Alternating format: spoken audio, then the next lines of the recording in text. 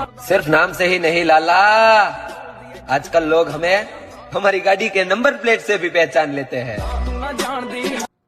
તો જય માતાજી મિત્રો, તમે મારા આગલા વ્લોગમાં જોયું હશે કે આપણે ગાડી સુરત સુધી પહોંચાડી હતી અને ત્યાંથી વિડીયો આપણો લોંગ થઈ ગયો હતો, તો આપણે વિડીયો ત્યાં બંધ કરી નાખ્યો હતો.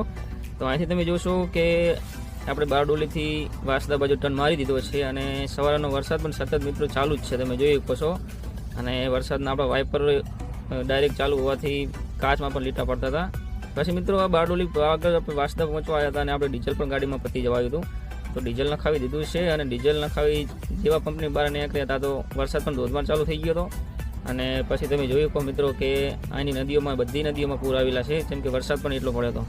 તો ત્યાર પછી મિત્રો તમે જોઈ શકો છો કે આવી ગયું છે ઉનાઈ માતાનું ધામ, ને ઉનાઈ ધામમાં ખાડા પણ એટલા પડી ગયા હતા. અને ઉનાઈ માતા પછી મિત્રો આપણે રાષ્ટ્રીય ઉદ્યાન વાસદા પહોંચી ગયા હતા. તો મિત્રો વાસદા પાર કરીને આપણે ગાડી ચા પીવા રાખી દીધી છે અને આપણી ગાડીમાં થોડું ઘણું પાણી પણ ભરાતું હતું ખાડામાં પાછળ, તો એનું પણ લેવલ કરી નાખ્યું હતું.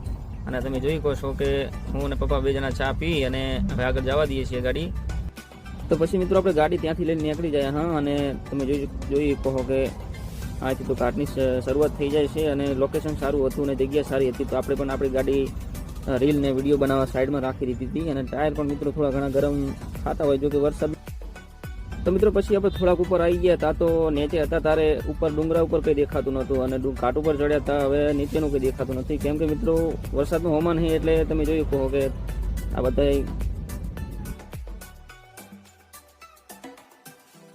અને પછી મિત્રો આપણી ગાડીનું રનિંગ થોડુંક વધારે હતું, કેમ કે વજન ઓછું હતું એટલે ગાડી લો ગેરમાં હકાઈ હોત નહોતું. તો તમે જોયું કહો કે આપણે બીજી ગાડીની આંગત થઈ ગયા હતા અને એ ગાડી તો ધીમા ગેરમાં હાલતી હતી, એટલે એની વાહે વાહે આપણે પણ નાના ગેરમાં ગાડી ચલાવવી પડી. તમે જોઈ શકો છો કે આપણે પણ કન્ટેનર પાછળ ચાલવું પડે છે.